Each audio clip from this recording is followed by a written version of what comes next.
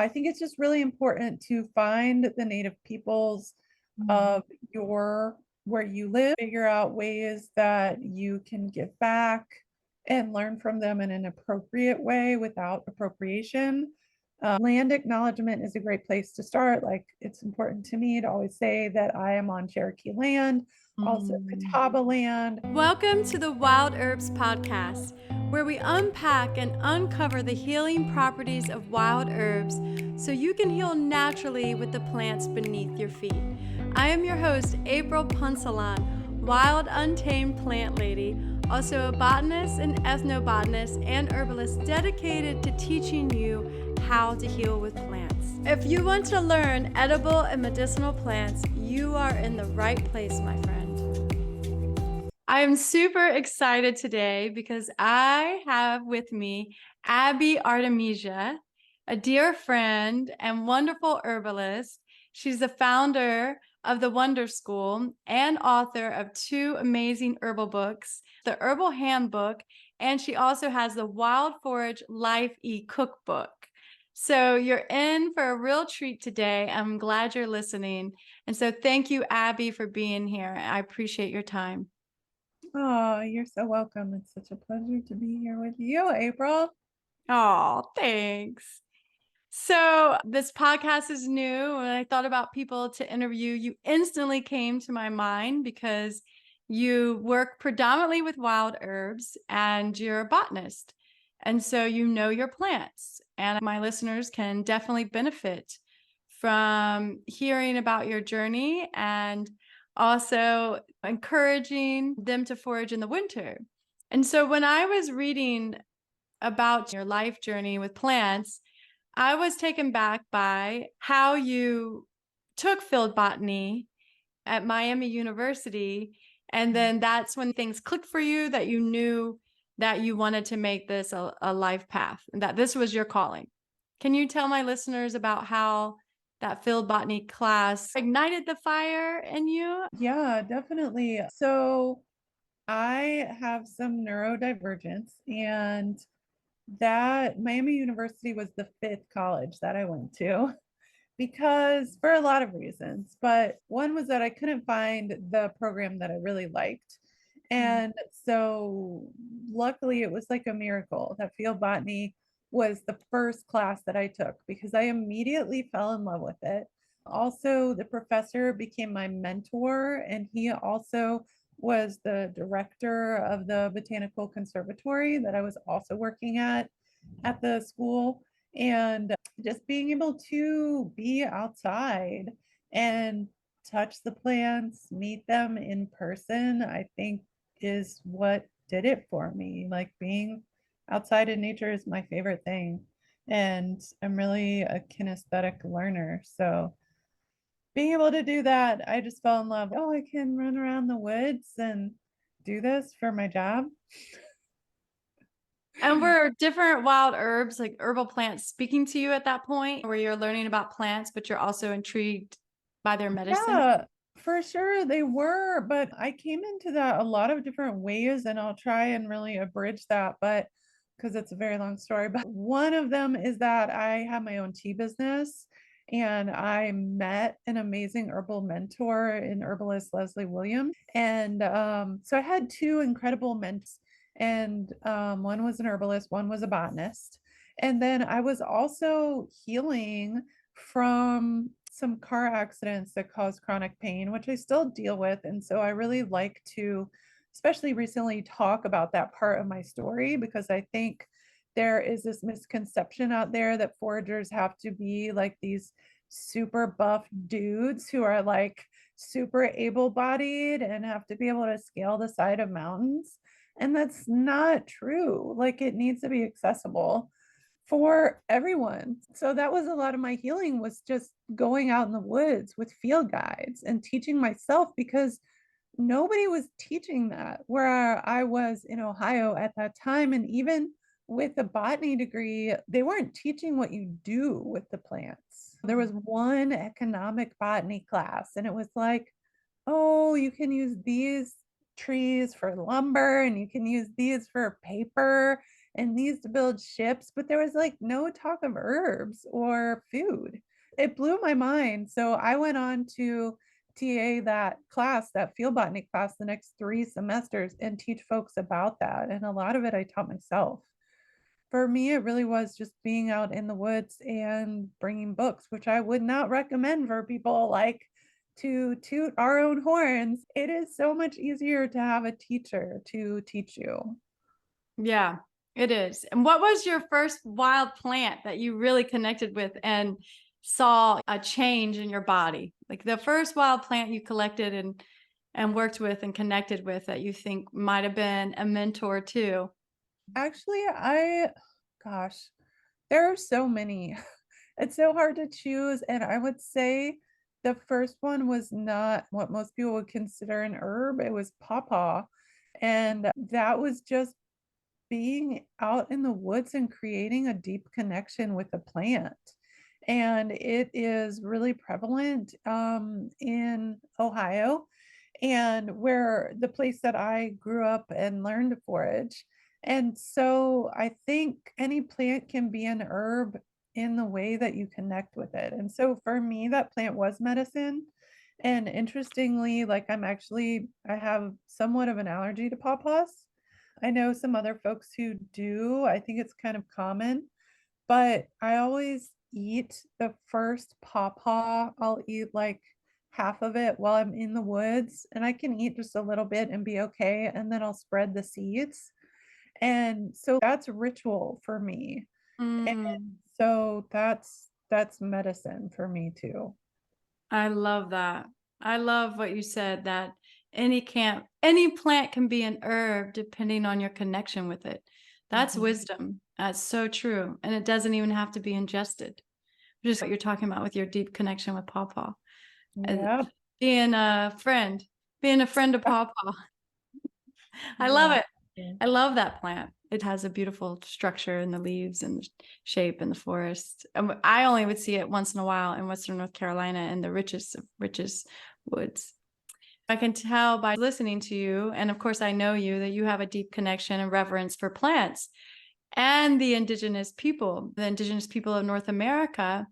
And for those of you who are listening, Abby transitioned her school to a nonprofit so she could serve indigenous communities, and she's worked with the Cherokee. Your work, it's inspiring, and it just gives me so much respect for you that you're doing this work with these communities. Can you tell us about how the tea business and the Wonder School ended up being a nonprofit, and maybe if there was a moment that really made you feel like, yes, this is the right way for me to go? There's so many different directions I could take this, but I ended up shutting down my tea business because I started it to learn more about the plants, but I was actually ordering the plants from all over the world and I wasn't in touch, like literally, I was not in touch with the plants. I wasn't touching them. So, I got the opportunity to go back to school, so I did for botany. And while I was in school, I ended up serendipitously meeting some folks from the Shawnee tribe in Ohio and ended up doing a project through school with them and learning the plants, working one on one with the chief there. And ever since then, I have serendipitously connected with the tribal communities wherever I am.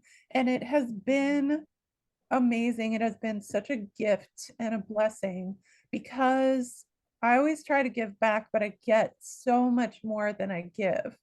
And,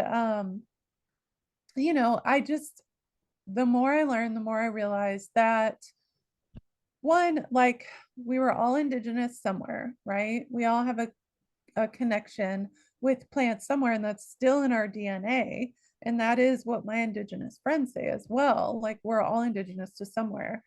And that a lot of the knowledge we have here in the US was stolen from indigenous people and from enslaved and the descendants of enslaved people. And I think it's really important to decolonize herbalism. And there's a lot of different opinions on how that can be done.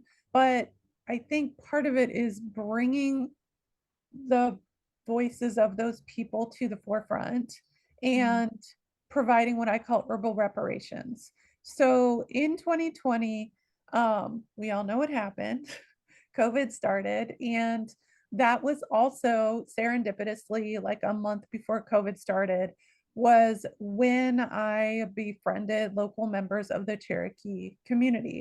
It was also when I was adopted by a Cherokee granny. And if y'all want to know more about that, you can find my podcast at thewanderschool.com and check out the interviews with Tyson Sampson, who is a Cherokee friend and co-teacher in our herb school, and then my granny, Amy Walker, and you can learn a lot more. Yeah, I connected with them, and what happened was I started seeing people like, especially Linda Black Elk, fellow herbalist who is up north, posting about how she and her husband were creating these bins of traditional foods and herbs, and then just foods and herbs that the native elders wanted because they didn't feel safe to leave their homes. And so they were creating these bins and hand delivering them like up to 250 miles away.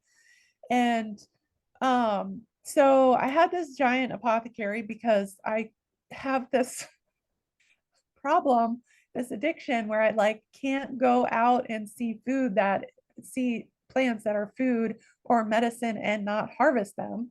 And then they end up a part of my apothecary, and I don't want them to just sit there. So I reached out to her and I was like, how can I get these things to you? And I started seeing other herbalists posting on Facebook, like, hey, we have herbs. We want them to go to people who need them. How do we get them there?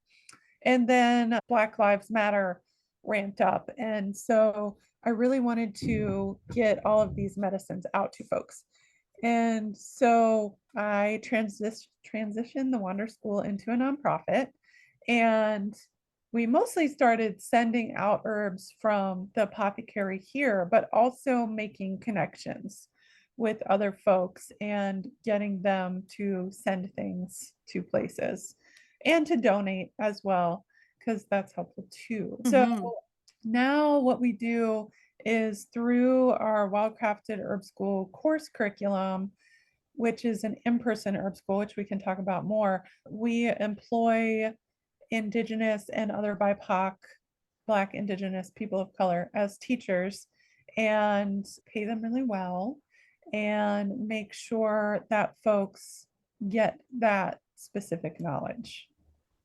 That's great. So you get involved, not only give them medicine, but get people to teach for the school.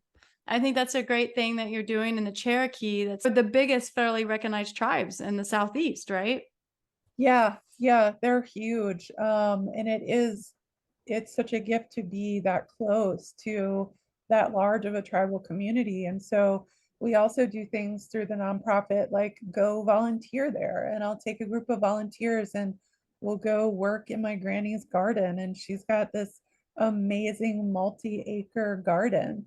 And Wow. it's on the land where the Cherokee people come from and where they're buried. And it it's super special to go out there. And so we go and we help them grow their traditional crops.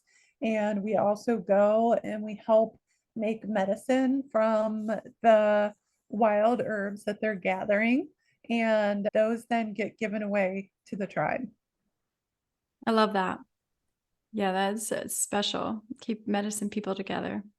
All Yeah, colors, all backgrounds. It's important. I mean, I talk about it as herbal reparations and right relationship. And so if you search those, there's a lot out there on that. I want to make my handout available to everyone. So that's kind of on my list, maybe for the next blog. But I also just published a blog on BIPOC resources. So BIPOC plant people. So folks don't know anyone in your area and you want to learn from and give back to folks, those are some great ones to start with. I think it's just really important to find the native peoples Mhm. of your where you live, figure out ways that you can give back and learn from them in an appropriate way without appropriation. Land acknowledgement is a great place to start. Like, it's important to me to always say that I am on Cherokee land, also Mm. Catawba land. There was a tribe here called the Yuchi, and I try and always talk about the tribal communities in the present tense. I don't know if there's still Yuchi people here, but from what I've read, there aren't, but I don't know if I totally believe that.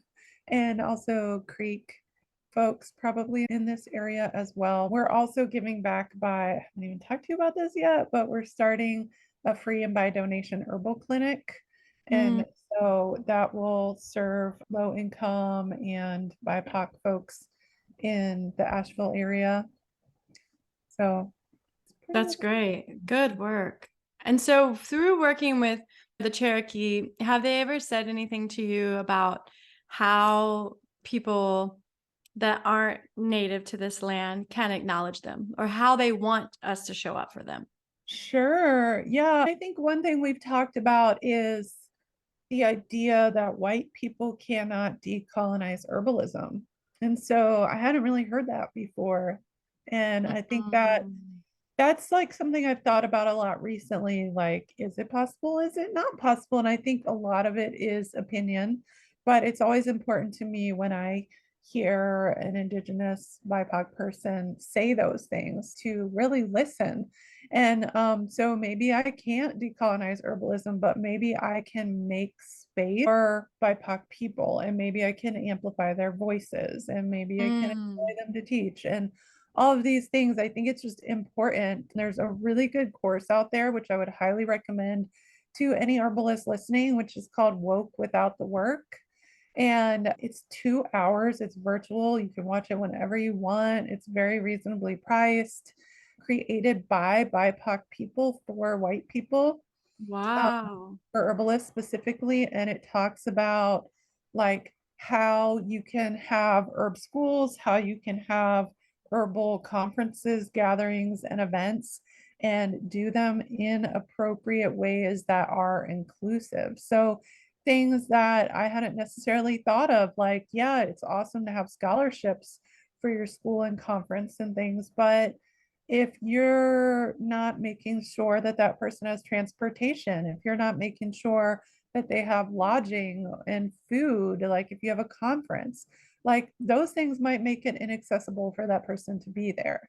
So, and I mean, I think it's important on the flip side to think about, like, I'm currently in a business course, and it's like it has to be accessible to us as teachers and hosts as well. Like, we can only do so much. And so I think we can ask for, we can have things like sliding scale where people who can afford more can pay more. We can have things where people who can afford more can provide scholarships for other people or donate to scholarships, because we Mhm. have small businesses as well. We have families to provide for as well. And I've definitely gotten into the place where I've offered more than I can afford. So that's part of why we're a nonprofit, so that we can get grants. So if anyone listening wants to donate to the work we're doing, please reach out or just check out thewanderschool.com. We have a donation button there. That's But awesome. Yes, donate to the yeah, Wonder School to keep it going. A full steam. Thank you for teaching us how to be in right relation with the indigenous people. I am inspired and admire the work that you're doing and love that you're staying connected with the Cherokee.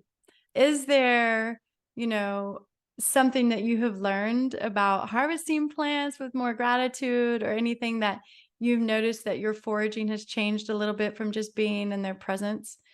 Or I feel like the indigenous people have so much respect and reverence. They have so much respect and reverence for harvesting wild herbs. Just being in their presence and witnessing that connection, has that influenced your foraging? yeah, definitely. In a lot of different ways. One thing that first came to mind was sochan, which people may or may not know of that plant, or may or may not know of it by that name. That's a Cherokee word. And the species is Rudbeckia laciniata, and it's also called green-headed coneflower or cutleaf coneflower. And it has a pretty far range throughout the eastern US and central US. And it's a very important food plant to the Cherokee. Also, could be employed herbally. Similarly to, I've heard from a friend that it could be substituted for echinacea as an herb. But the Cherokee folks I know mostly cook the greens really well. And what I've learned from them about Sochan is that you, I think it's the way that I often harvest is just by taking out my pruners and clip, clip, clip, clip, clip, just going along, right? And what they talk about is touching each stem and harvesting each stem individually. And it really changes the way that I harvest and the way that I think about the plant because it's a lot harder to disengage from what you're doing. It's really easy to just get in our heads, I think, and just like mindlessly do it and just harvest as much as we can. But this way, you have to like really think about what you're doing, really connect to the plant, and you might not collect as much, and that's okay. Mhm. But you're really connecting with that plant and noticing more about it, like that it's hairy, that it looks a lot like other plants in the aster family, that it likes to grow by water, all of these things. So that's definitely one thing that I've noticed. And just the way that they harvest to give things away. Mm. So that's really important to me. Like never harvesting more than you need, but also harvesting enough that you have to give away to your friends, your loved ones, and your community. Yes, that is important. I think as an herbalist is to be able to share. And people start getting sick, especially this Mhm. time of year in the winter or fall going into winter. It's our busy time of year. It should be our busy time of year. Yep. So you have an amazing love connection with spices. One of your favorite is Spicebush Lindera benzoin. And you made me a spice that I love and that I savor that I still have some left. It's the Spicebush blend and it's really good. Can you tell us about what made you want to start working with Spicebush and a little bit about your connection with that plant? Yeah, sure. I do love Spicebush so much.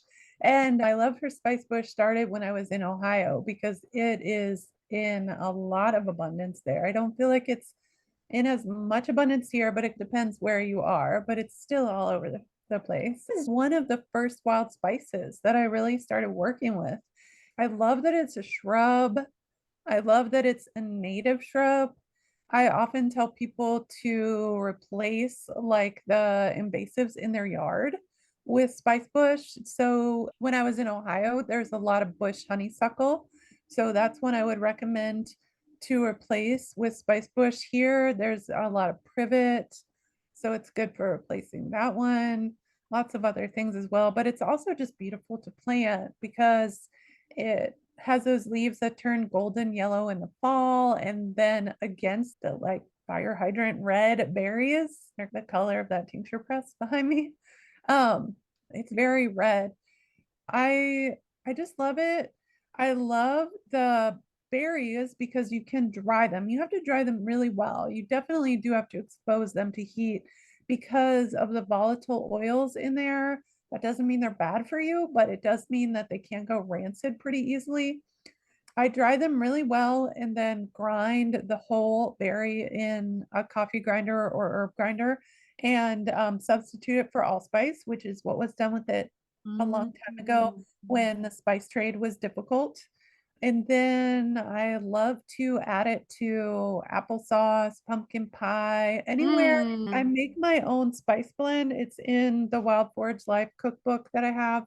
And I think that's the one that you're talking about that I gave you, but I call it Spiceberry Spice because I like to call Spice Bushberry Spiceberry. And so it's basically pumpkin spice, but with spice bush berries substituted for the allspice. And it's so delicious. I put it in everything. I make lattes with it. Ooh, Um, I would Yeah. love that. A latte with it would be amazing. And Yeah. so, do you put those berries in a dehydrator? Because when you're talking Yeah. about spice bush berries, I'm thinking of like the camphor fruit and the magnolia, which if you Yeah. squeeze it, yeah, you have oils on there, right? Right. So, yeah, with the dehydrator. Mhm.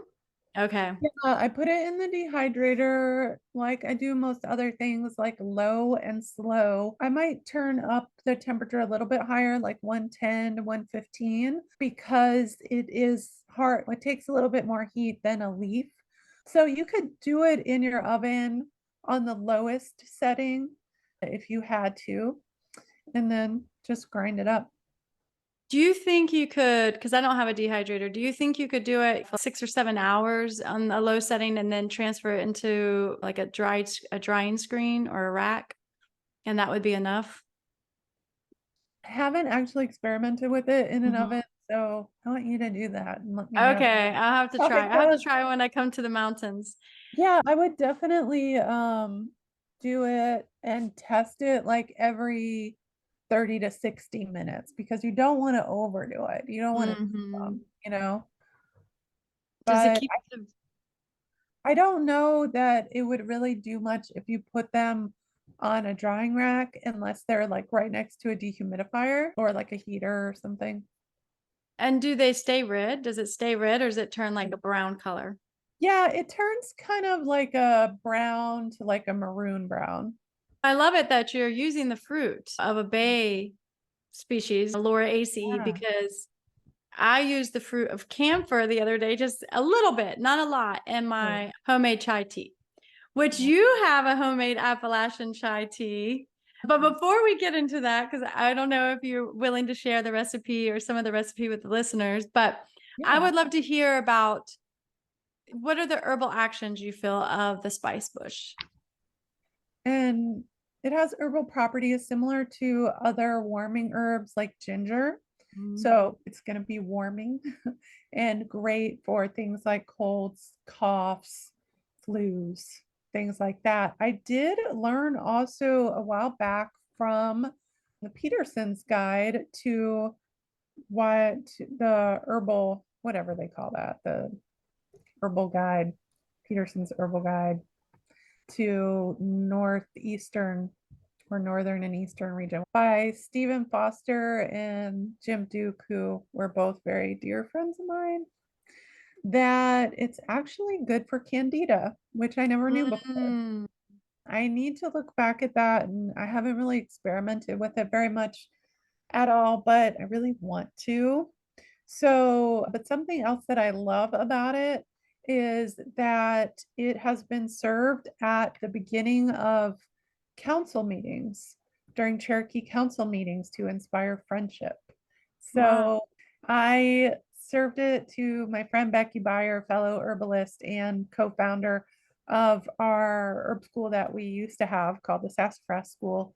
And she always remembers that. And her company is Blood and Spice Bush. So it was really Oh, nice. special. Yeah. And I love that because I had forgotten that and she reminded me. And I really love when that happens when people tell me like how herbs are special to them. So it's the best part of what I do. Yes. When I'm making tea out of spice bush, I make it with the twigs and I just prune them like you would prune any tree. And some people will throw the leaves into tea as well. I don't do that as often. I don't love the taste of it as much as the twigs.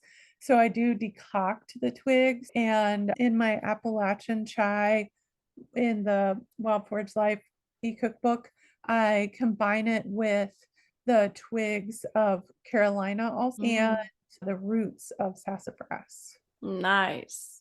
And so you are Carolina allspice. What is the Latin name of that plant? Carolina allspice is Calicanthus florida. Let me look it up on my. Oh, Calycanthus.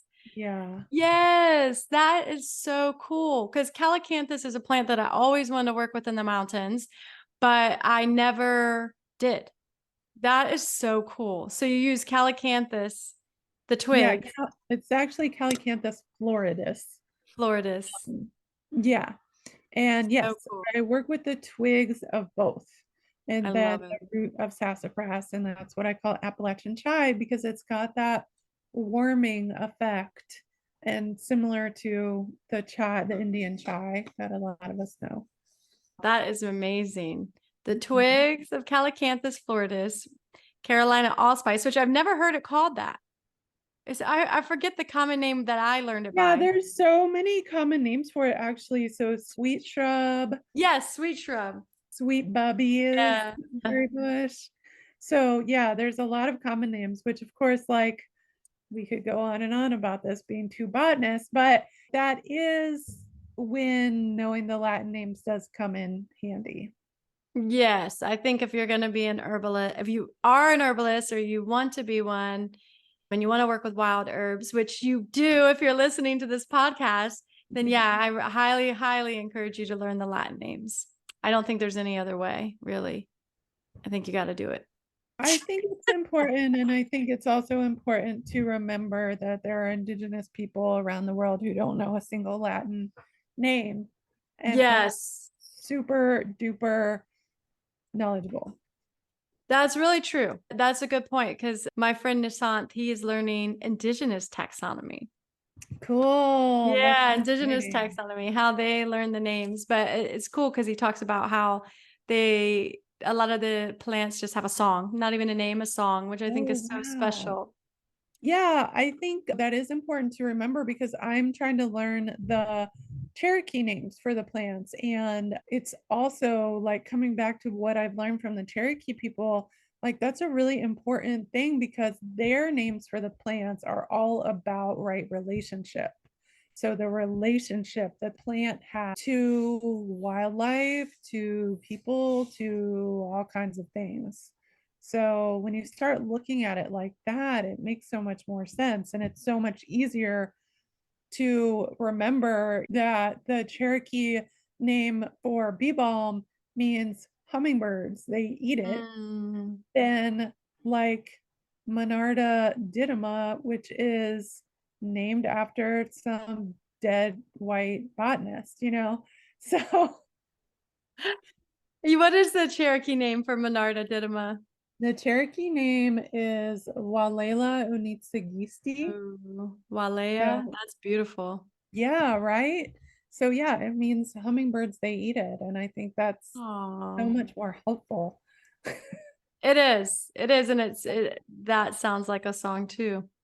Yeah, that is really cool. And I do think your connection obviously is more important than even the name, right? Yeah. Give it your own name. You can give the plant its own name.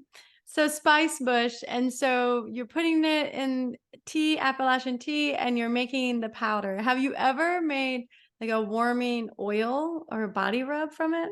Oh, I haven't, but that is a really great idea since it's related to camphor. Yeah, I'm gonna think about that now. Dry the fruit. I always want to make an oil from magnolia, the fruit, because it smells so good. I think it has the saffron, maybe a little bit of saffron in it. Mhm. And there's just tons of it around here. Yeah. And no one's doing anything with it. And there's a soap company in Georgia that extracts the oil from it. And I got an oil Oh, extractor and tried to extract the oil, but it did not turn out well. So I think probably my what? best bet is going to be to powder it. I don't know. I have to figure out how to extract that oil because I want to Yeah, use it for the body. There's just a amazing. plentiful, yeah. The Grand Magnolia produces a plentiful amount of that anti-inflammatory warming oil. So you never stop foraging, okay? There you And go. you forage in the winter. And so Mhm. many people will direct message me and be like, I'm thinking about learning how to forage, but it's wintertime. So I wait until the spring? Like I've had so many people ask me this question. And I'm like, no, you can start in the winter.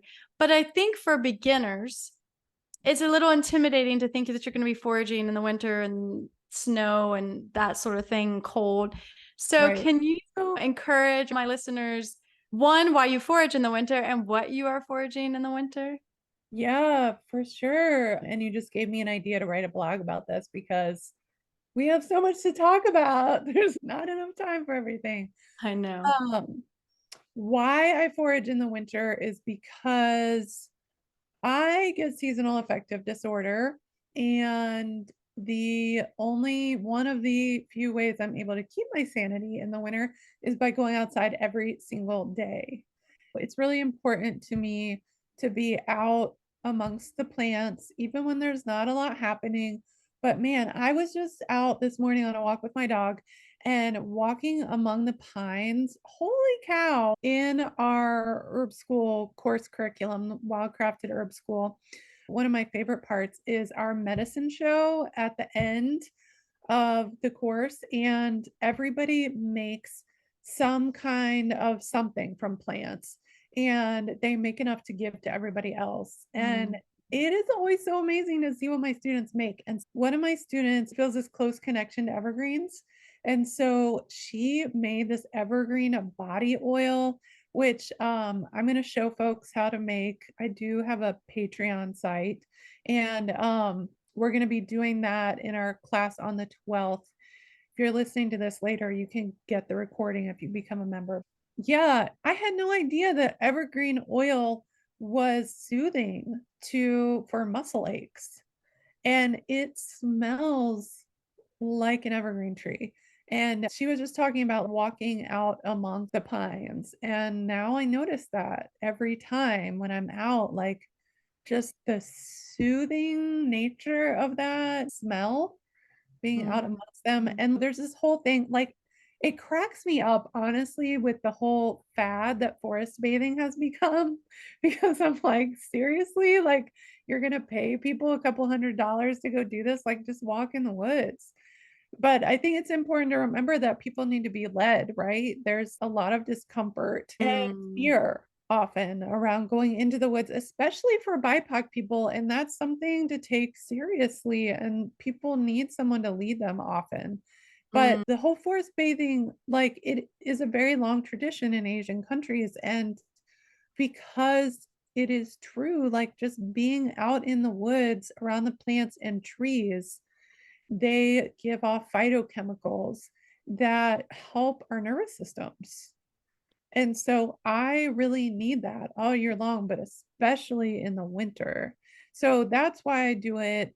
And just to keep a connection to the plants and to keep me from getting rusty with my botany and to keep having fresh plants to connect with and consume in in the best ways possible, in sustainable ways. So that's why I do it. What I forage in the winter, I made a list of 6 or 7 things, and then I just kept thinking more. And I'm like, oh, yeah, there are really so many more than I think of on a regular basis. But pine is really the first one that I came up with, Mm. and the other evergreens. So here that would be Eastern white pine is the most common one throughout the Eastern US, but there are a lot of pines around here, and also fir and spruce. So this is a perfect time to be talking about this, right? Because it's almost Christmas, so people are getting their Christmas trees. So a good time to think about where you're buying your Christmas tree from, because if you can find one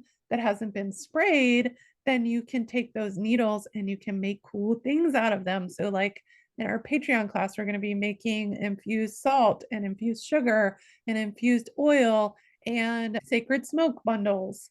So there's so many things you can do with those, but yeah, you can make oils with them and salts and sugars and like just a million things. So besides wreaths, which just make us happy to be around and put off great smells, and our Christmas trees if you have one as well. So yeah, so many great things there. And people used to, and some still do, eat the bark. It's more, I think it's more of a survival food, but you could make a flour out of it as well. And some other ones. So, like, that's a great one because even if you're in a place that has feet of snow, you can still harvest the needles. And they're actually way better if you harvest them fresh. I really don't like to dry evergreen needles, and they're around all year long. So, that's super handy. Some other ones I harvest are rose hips, which Mm. are available through the winter and we can find them even if there's snow on the ground. They've got tons of vitamin C and the seeds have a lot of vitamin E. And so I will just eat them. I'll throw them into my tea. I add them to my elderberry elixir. I keep saying I'm gonna make a skin oil with them. So lots of things you can do with rose hips. And we have invasive roses here, the multiflora rose. So I have easy access to those. There are several wild greens that I'll harvest that will live through the winter. The first one I always think about is wild onion, and it really will live through the coldest part of the winter here. And so one year I did a challenge and didn't buy any onions all winter long. And then, Wow. yeah, That's and impressive. right? I know it was crazy, and it's hard to dig them when the soil is frozen, but you can generally substitute the greens for onions in anything. But if you're feeling really hardy and strong, then you can use a digging knife and dig up the bulbs as well. And they're great. Also, wild mustards. So the greens of wild mustards will come up sometimes again in the fall when it starts to get cold, but also pretty early in the spring, like pretty early, like before spring starts. So, like late winter, depending on your climate, like where you are, they might stay around all winter long. And we have an invasive here, garlic mustard, which will regrow in the fall and die when it starts to get hot out. So it'll be around often all winter long. And then you're helping the habitat by harvesting an invasive. And it can be substituted for garlic. It tastes like garlic. It's a mustard green. You don't want to overdo it because it is a goitrogen, so it's not great for the thyroid or for folks who have issue like kidney issues. But I just say eat everything in moderation. Yeah. There are some other wild greens in the mustard family, like wintercress and bittercress. And I really like those. They're just starting to pop back up again now. There's chickweed, probably my favorite wild green. It's not bitter at all. So for folks who are opposed to bitter, it's not bitter at all. I love to make pesto with it and use that as a base, and then add things like garlic mustard for flavoring, and then add in some more bitter greens in moderation. So if somebody's eating it who doesn't love bitters, they're still getting a little bit of bitter, but not so much. The wild mints sometimes will stick around, and like mountain mint, things like that. I often see the mountain mints around even through the winter, and they're stronger. They have like more thymol in them. So that's really a really good phytochemical that is antimicrobial. So stronger taste, but great to add to teas to help keep us well through the winter. And then another wild mustard that I love is it used to be the Dentaria genus, which made a lot more sense, but now it's the cardamine genus. And the roots on some of the species look like a little canine tooth, and they taste like wild horseradish. So I call them wild horseradish sometimes. And a friend of mine will make wild wasabi with them, and it's so good. You could also, like with the wild mustards, people will make mustard packs with them. So that's like an old timey thing where you take mustard seed and you make this pack that you put on your chest and you heat it up, and it helps as an expectorant. So that's something you could do with the greens or the root. Just being careful because sometimes they get really hot and you don't want to burn your skin there, but it would be a little irritating. But That's a I'm lot. sure, yeah, I'm sure after we get off this call, I'll think of more and be like, dang, I should have thought of that one.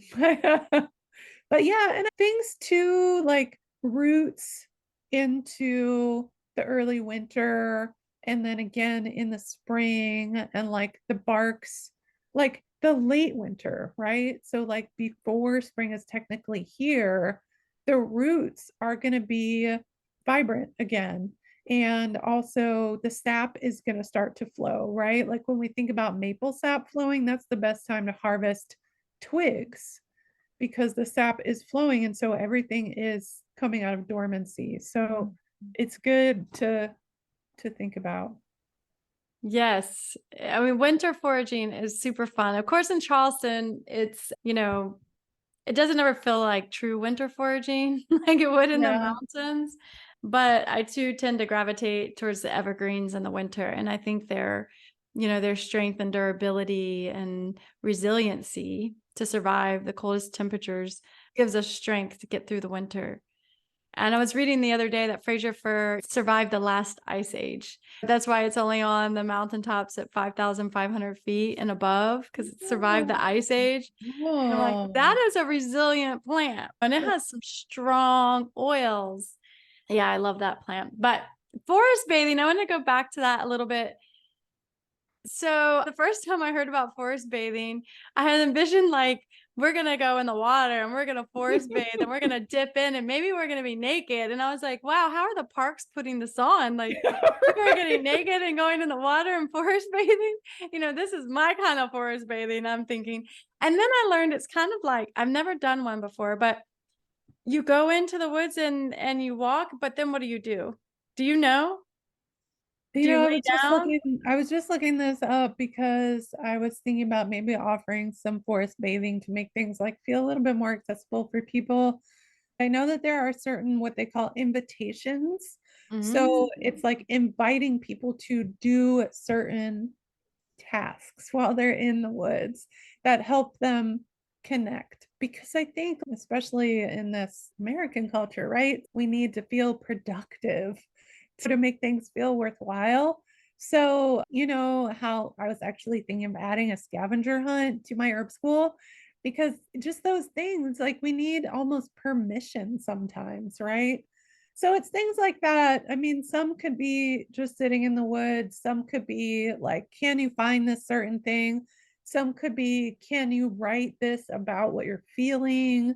Or let's share about what we're feeling, those kinds of things. I can imagine inviting people to lay down on the forest floor. When I went to the mountains, I had laid down on the forest floor and it felt so healing because I'm, Pitta and Vata, a lot of air and fire. And so the earth and the water, the yin to my yang. And I definitely felt so much better and nourished after that, Yep. just being in the woods for 2 hours. Um, but when I did that, when I posted that on my Instagram on a reel, people were like, you're just laying on the floor. What about spiders? What about this? What about all those things? And I'm like, they don't want to mess with you. They just walk around you and leave. Yeah, I don't know. If they might Yeah, crawl over you, but they're not gonna sit there and bite you and pick at you. yeah, But it's true. I mean, we do need to be careful, of course, right? There's Lyme disease is on the rise, which is unfortunate, but there are things we can do, like herbal things to protect ourselves. But I think it is so important to have that body to ground connection. And I feel like it has been so healing for me physically, emotionally, and spiritually. And honestly, it's so crazy, but like the things that people, some of the things that people remember the most that are most meaningful to them from my plant walks and herb school are like when we go to a waterfall and just sit by the waterfall. And that's it. Like that's the most meaningful thing to people. I love that. I remember when I was trying to get pregnant and I was in Boone, I knew I wanted to get pregnant, but I had PCOS because I was drinking too much coffee. Mm, And I laid on the earth and I just put my ovaries right on the earth and was just like, okay, yeah. I'm the invitation just to let the healing come in. So Yep. yeah, you can open up. That's Yeah, that's what I did when I was in serious back pain um with a herniated disc. I would just lay on the ground, sometimes on my stomach, sometimes on my back. And it's also an indigenous practice. So I think it's really important. I mean, that's a lot of what I did when I was younger, without any guidance. It just came naturally. Yeah, and if you think about dogs too, you know how they get on their back and they just wiggle around. A lot of Yeah. times they do have a ball or they have something, but they love it. I mean, they Yeah. absolutely love laying on the earth and getting on their back, and it's such a joyous thing for them. So Yeah. yeah, if you're listening to this after you get done listening and you're outside, make sure you lay on your back or lay on your belly Yeah. and just be one with the earth and don't worry about The insects. You can check your body afterwards. I think that's the number one thing, is just going in the bathroom and looking. But more times than not, I mean, whenever I lay on the earth without anything, I don't ever have any problems. Well, thank you for sharing that. And hopefully now the listeners are inspired to winter forage. And so I highly encourage you, if you're listening, to get out and forage this winter. And even if it's just a pine tree, and I shouldn't say even if it's just, because the pine Right. tree has so much medicine, and you could spend a lifetime just studying and working and connecting with the pine tree. So that's an invitation from Abby. And so as we wrap up, I have a couple fast questions, like little fire drills. And I got this from Mason Hutchinson. He did this when he interviewed me, and I think it's great. So Yeah. what plant do you turn to when your daughter or you get the flu? If there That was is one such a plant. good question. I will say super quickly, I think prevention is always the best medicine. Yeah, that's And true. so like I have three mainstays that I turn to for that you always want to be careful about if you have autoimmune stuff, but elderberry syrup or elixir, fire cider, and medicinal mushrooms. Those are Mm. my three go-tos like pretty much every single day.